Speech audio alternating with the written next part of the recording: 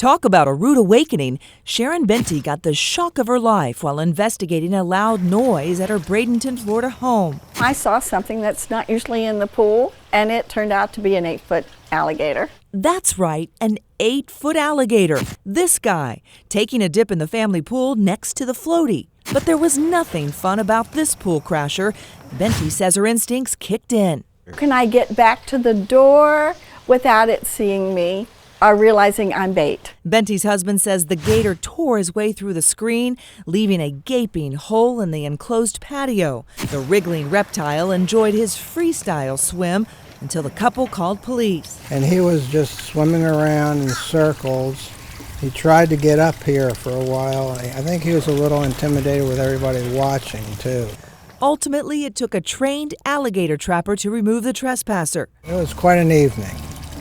Quite an evening. An evening the couple hopes is a one-time run-in. Sure, there's other alligators. I'm sure I'm going to be sleeping with at least one eye open for a while.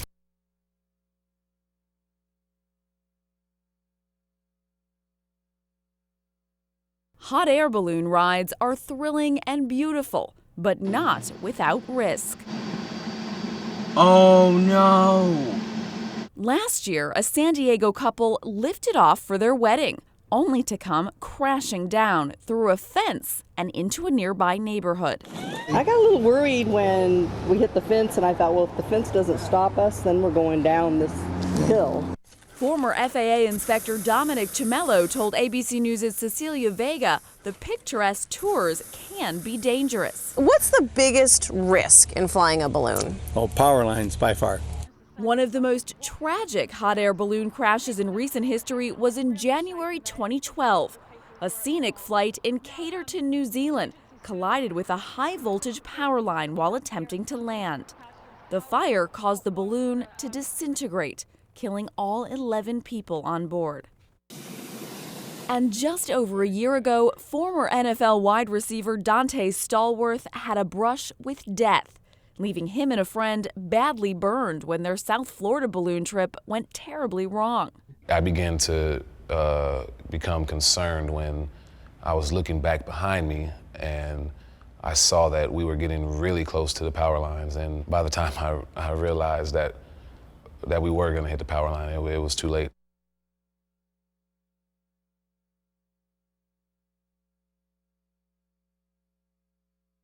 In a newly released tape, Donald Sterling says racism wasn't the reason for his comments with V. Stiviano.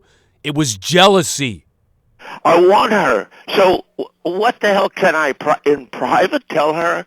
You know, I don't want you to be with anybody. Friday, Radar Online releasing a new recorded conversation between Sterling and a friend with, at last, a stunning admission.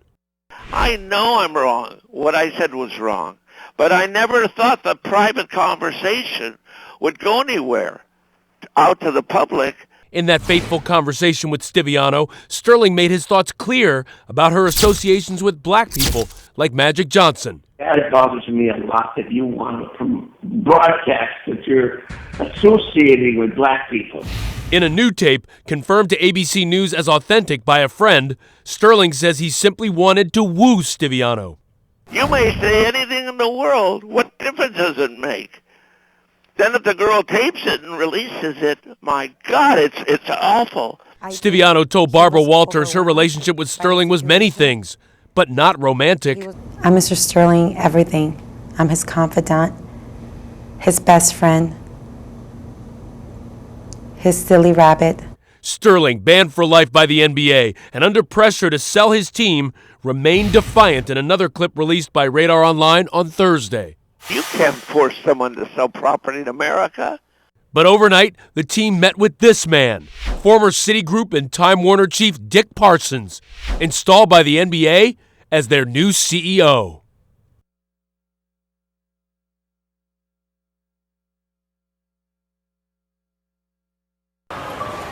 Chaos at the mall. Overnight, reports of gunshots sending shoppers at Paramus, New Jersey's Garden State Plaza running, hiding in bathrooms, unsure what to do. I wasn't too sure. It sounded like a small explosion. I just hear people screaming Then I get out and I see people running. Police armed with assault rifles evacuating the crowded mall and searching, realizing the noise and smoke that sparked the scare was not from gunshots, but instead from this. A car engulfed in flames, abandoned by its driver in the mall parking lot. There was all the smoke and we run out of the car and we just left it right by Macy's. Due to that car fire, smoke started entering the mall there. At some point, we received a call. People said they heard loud noise, possibly shots, in that area of the mall. Nobody saw any gunmen. The reaction from shoppers.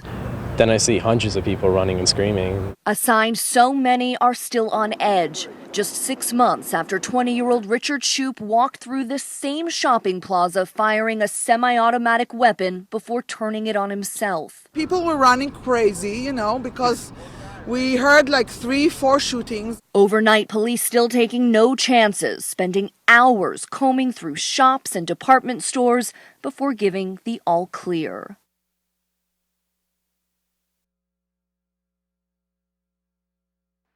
But that is on the ground. Look how wide it is. Reports of 10 tornadoes overnight in North Carolina, destroying or damaging more than 140 homes and businesses. Oh, yeah, look at that. Take a look at this time-lapse video showing just how dangerous and threatening the sky looked as a storm system moved in, bringing with it reported tornadoes. Wow, that's amazing.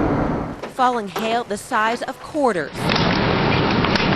And damaging winds and rain knocked out power to thousands, ripping into people's homes. There's holes in my roof, like pot size.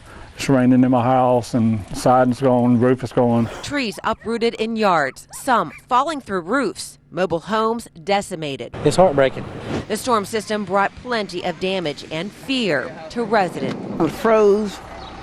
I just couldn't, I'm not panicking. I just told the Lord, thank you, that was it. But I froze, and thank God for sparing my life.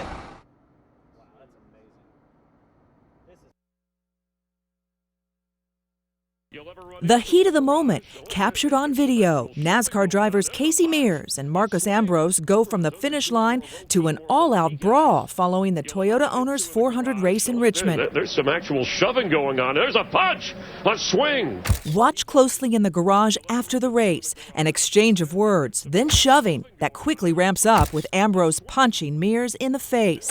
Mears doesn't back off, but crew members break it up. That off-track rumble spilled over from the raceway, where the two drivers mixed it up, bumping, rubbing rubber, as it's known in the racing world and movies like Days of Thunder. Rubbing sun is racing. It's not the first time tempers have fueled NASCAR feuds beyond the track. A war of words erupted after Brad Keselowski accused Denny Hamlin of slamming into him during a 2010 race.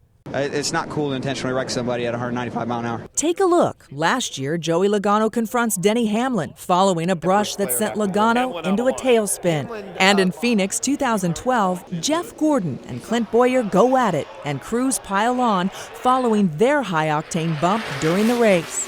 But after Saturday night's trackside smackdown, NASCAR said it is launching an investigation. We have our own replay system, and then there's other cameras that are out there that we don't have available right away, and so it takes time to get all the proper information.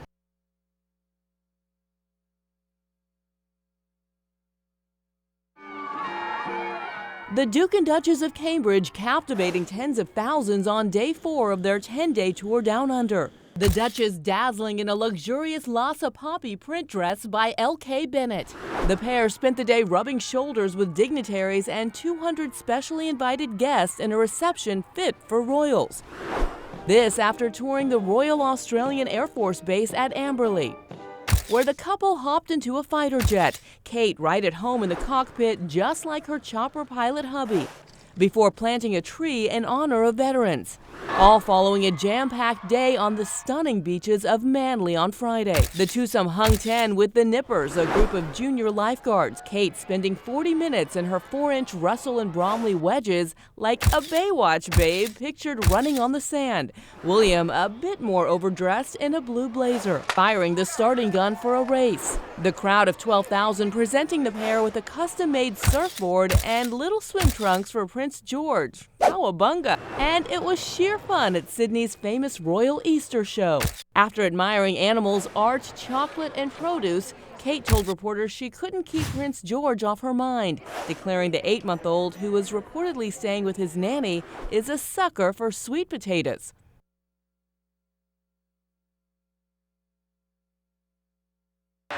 Here's Aaron Hernandez on the football field for the Patriots' 2012 season.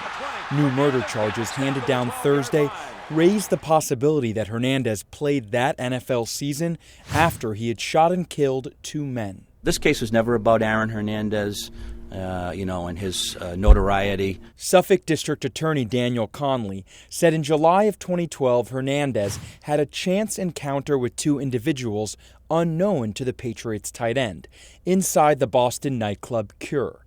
Hernandez allegedly followed the men in an SUV after they left the nightclub and then pulled up next to them at a red light. Aaron Hernandez then fired a .38 caliber revolver multiple times from the driver's side of his vehicle into the passenger side of the victim's vehicle. Daniel De Abreu and Safiro Furtado died at the scene. Hernandez is already in jail on a separate murder charge for the 2013 shooting death of 27-year-old Odin Lloyd, whose body was found near Hernandez's North Attleboro, Massachusetts home. Conley had no comment on whether there was a connection between Lloyd's murder and the double slaying in Boston. Not only could Hernandez have played an NFL season after murdering 2 men, but the Boston shooting also took place after the New England Patriots had signed Hernandez to a $40 million contract extension. Josh Haskell, ABC News, New York.